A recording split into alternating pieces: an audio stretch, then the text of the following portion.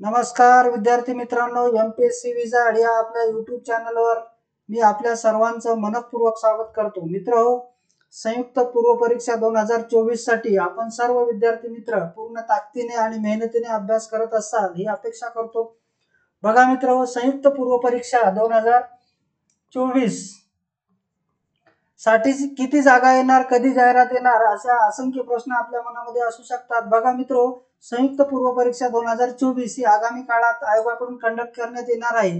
परंतु या परीक्षेमध्ये जे काही विविध पद आहेत त्या अनुषंगाने आजच्या तारखेपर्यंत जे काही मागणी पत्र आहे त्याच्यानुसार या जाहिरातीमध्ये किती पद येणार हे आपल्याला लक्षात येऊ शकतं। तर बघा, जीएसटी इन्स्पेक्टर या पदासाठी म्हणजेच वस्तू व सेवा कर निरीक्षक या पदासाठी साधारणतः 209 जागेचं मागणी पत्र हे आयोगाला प्राप्त झालेलं आहे।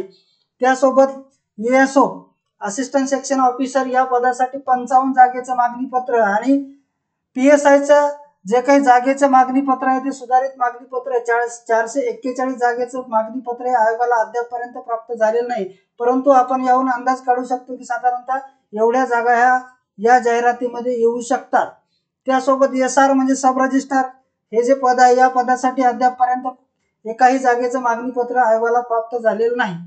तसेच टेक्निकल असिस्टंट विमा संचालनालयाकडून जे काही टेक्निकल असिस्टंट हे पद भरलं जातं या पदासाठी 9 जागेचं मागणी पत्र आयोगाकडे पाठवण्यात आलेलं आहे। त्याच्यानंतर एक्साइज सब इन्स्पेक्टर या पदासाठी सुद्धा अद्यापपर्यंत मागणी पत्र हे शासनाकडून आयोगाला प्राप्त झालेलं नाही। त्यासोबतच टॅक्स असिस्टंट वस्तू व सेवा कर या विभागामध्ये कर सहाय्यक हे जे पद आहे या पदासाठीचं 482 जागेचं जे मागणी पत्र आहे ते आयोगाला प्राप्त झालेलं आहे शासनाकडून।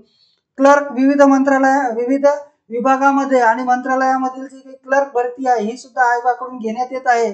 तर या पदासाठी 742 जागेचं जे काही मागणी पत्र आहे शासनाकडून आयोगाला पाठवण्यात आलेलं आहे। सोबतच उद्योग निरीक्षक या पदाचं हे एक महत्त्वाचं पद या परीक्षेमधून भरलं जातं। तर उद्योग निरीक्षक या पदाचे जे काही संख्या आहे ती 39 एवढं मागणी पत्र शासनाकडून आयोगाला पाठवण्यात आलेलं आहे।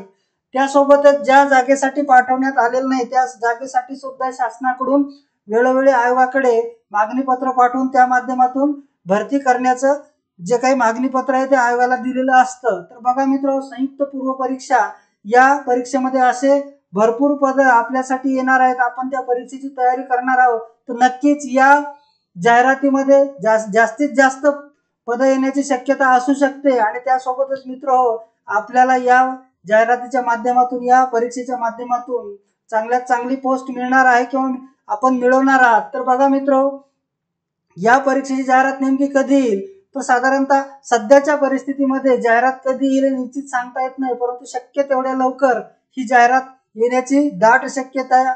सप्टेंबर अखेरपर्यंत ही संयुक्त पूर्व परीक्षा 2024 ची जाहिरात येऊ शकते। तर बघा मित्र, या व्हिडिओच्या माध्यमातून नेमक्या जागा किती, जाहिरात कधी येणार याची आपण चर्चा केलेली आहे। व्हिडिओ आपणास आवडला असेल तर नक्की लाईक करा, शेअर करा आणि आपले यूट्यूब चॅनल सबस्क्राईब करा। धन्यवाद मित्रो।